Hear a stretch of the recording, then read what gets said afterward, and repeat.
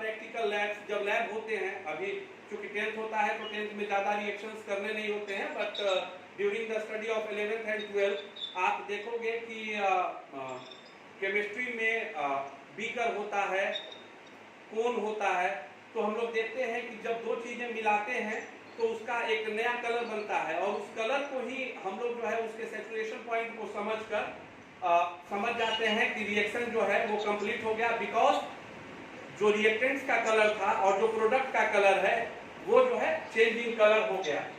Evolution of gas, evolution of gas बताने की जरूरत नहीं है। जिनका अनम्यूट है कोई बताइए कि कौन सा ऐसा एलिमेंट है जिसको कि हवा में जैसे ही निकालते हैं वो जल जाता है? कोई बोलो। अंजलि, अंजलि क्वेश्चन लिख लो, write down the question. Komal Verma,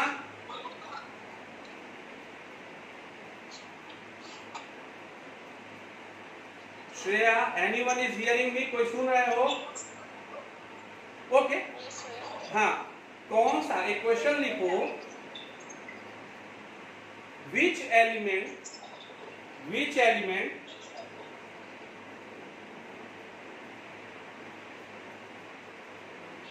burn just after coming out into the atmospheric environment?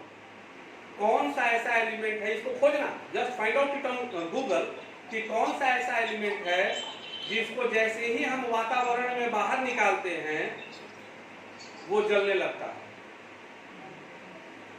Which element burnt just after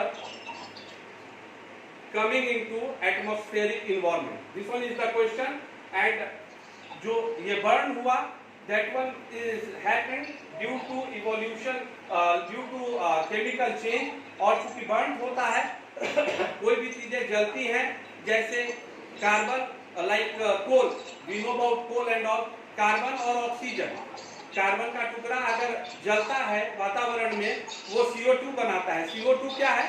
gas है। CO2 क्या है? गैस है। गैस को evolution of gas and change in temperature, आप समटाइम्स हम लोग इजीली देखेंगे आगे चल के इसको कि कई रिएक्शंस ऐसे होते हैं। Just 1 year before also we heard that there is a blast in laboratory in one school in North Bihar. तो समटाइम्स ऐसा होता है कि जो केमिकल रहते हैं वो just due to some technical error और कुछ गलती के कारण वो मिल गया, और उसका जो होता है टेम्परेचर राइज होने के कारण जो होता है something like happened like that. Now we are here to understand about chemical equation. A plus B is equal to C plus D, arrow C plus D, that will be known as chemical equation, and this process is known as chemical reaction. मेरी आवाज गई? फिर से एक technical term बता रहे हैं, इसको याद रखना। A plus B undergoes something to form C plus D. ये जो अंडरगोज हुआ, that one is the arrow mark. You are seeing the arrow mark ना? That जिसमें वो गया, that will be known as chemical reaction. जिसके बाद reactant will form chemical product, and the complete A plus B arrow C plus D is known as chemical reaction. So this one is the, if write one question again. Write one question again.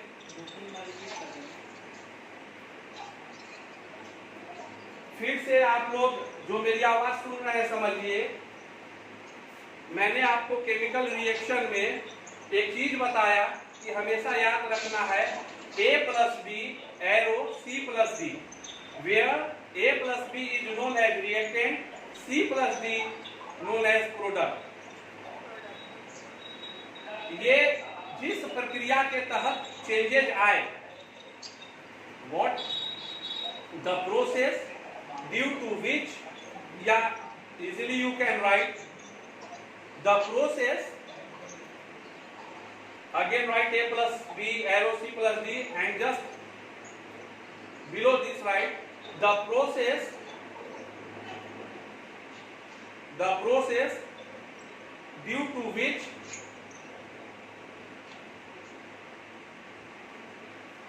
reactants become product,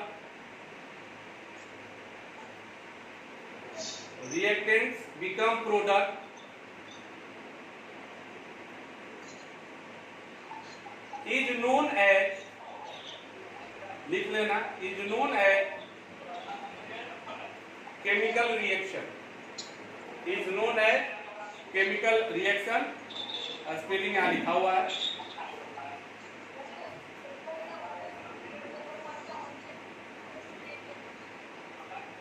After doing full stop, paragraph change, and now write and A plus B, arrow C plus D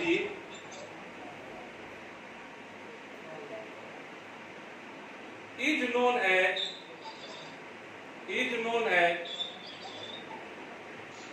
chemical equation.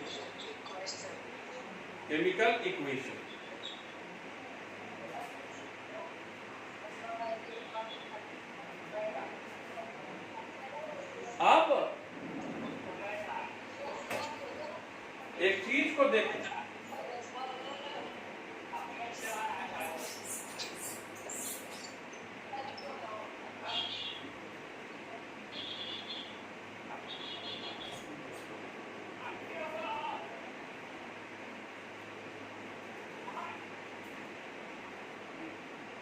एक चीज point number 4 पे आ रहे हैं। Point number 4 chemical equation लिखवा दिए। अब देखो H2 plus O2 is equal to H2O, where H2 is gas, O2 is gas, that one is liquid। ठीक है,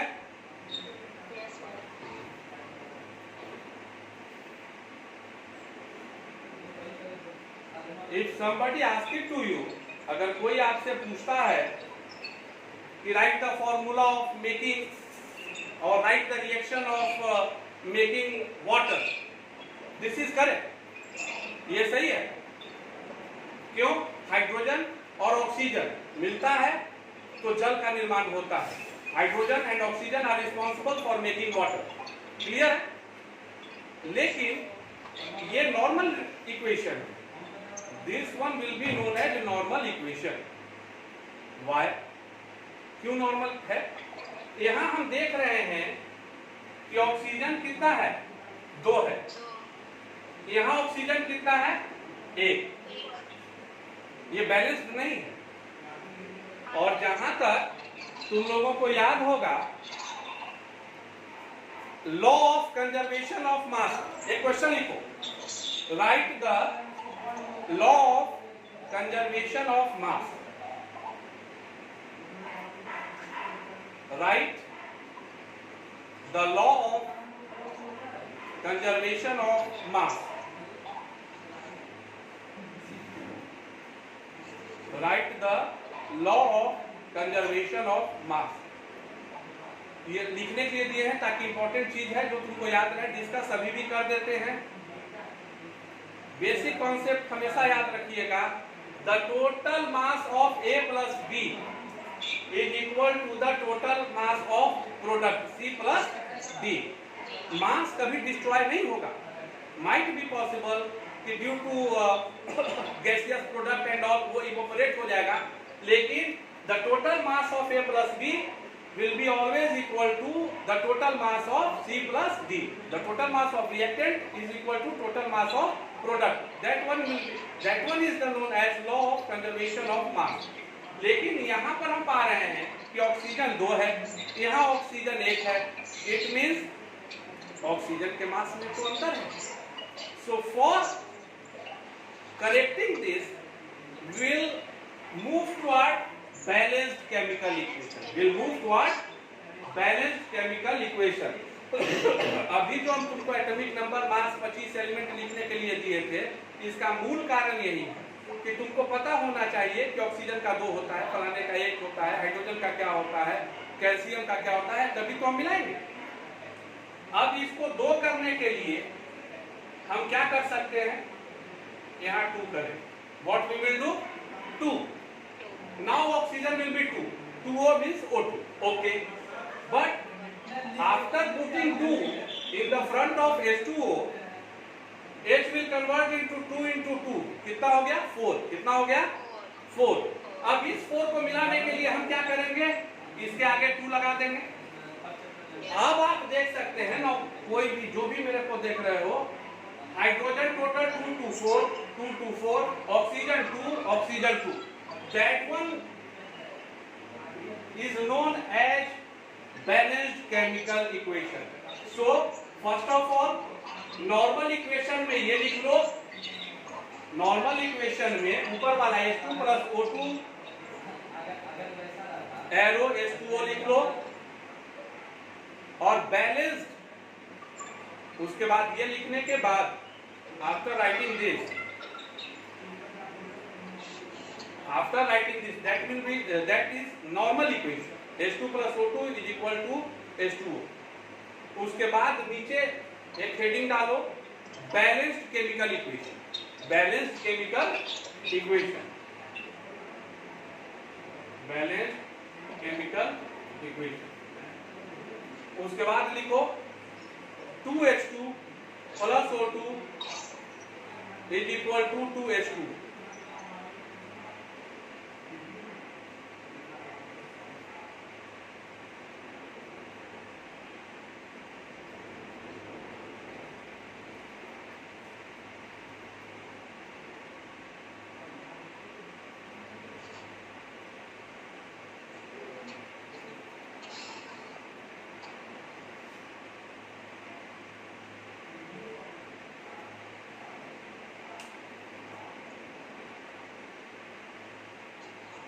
लिख लिए? Yes, ma'am. अब एक क्वेश्चन फिर वर्क लिखो। Right 5 normal equations, right 5 normal equation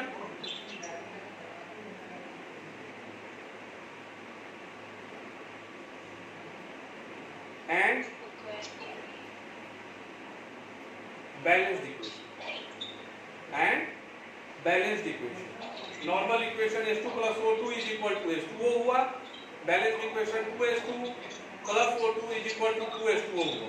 इस तरह से 5 इक्वेशन लिखना है और उसको बैलेंस करके वर्क करना है। We have to complete the assignment.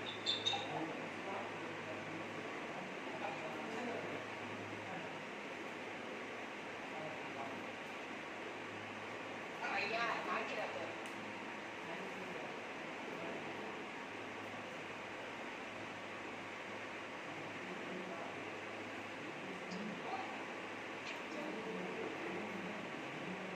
लिख लिए?